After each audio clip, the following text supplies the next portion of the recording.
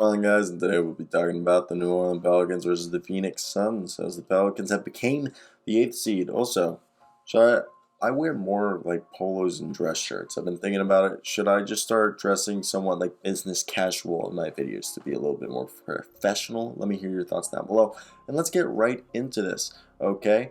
And I think this is going to be an interesting series. I want to hear your thoughts before we start today's videos in the comment section.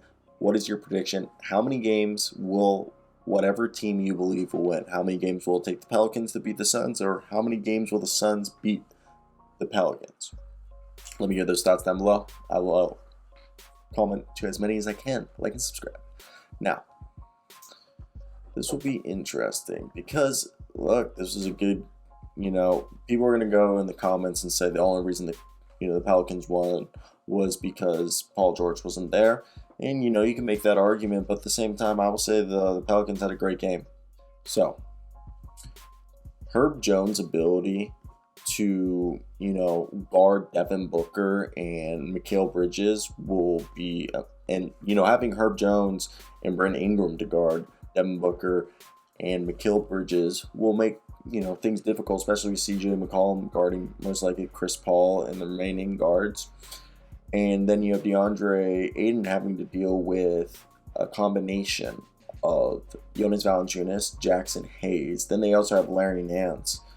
So, yes, I know that the Pelicans lost to Phoenix 3 times by, double figures. And their only win against this, the Suns was, did I say that right? The Pelicans lost to Phoenix 3 times by double figures. And the only time that the Pelicans beat them was when Chris Paul was injured. But look, Jones can guard, one of the multiple attack points that Phoenix is going to use.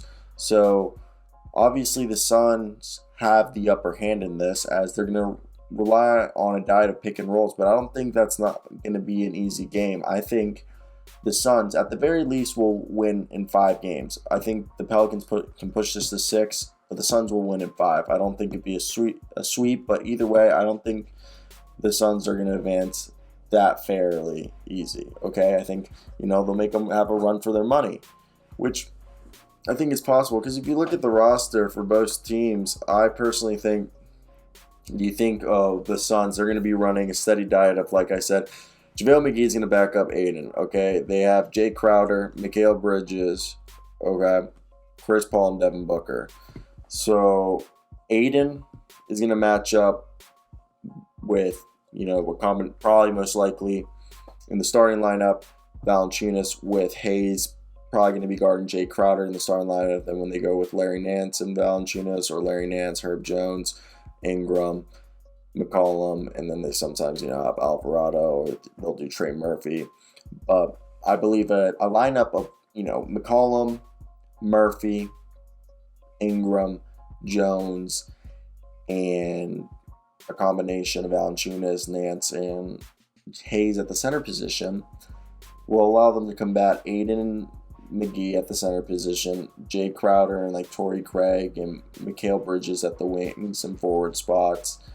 And then you have a combination of Devin Booker, Chris Paul, Landry Shamet. Holy crap, ignore that. Landry Shamet and, Cam Payne. I don't know why Ish Smith came in my head. Landry Shamet and Cameron Payne.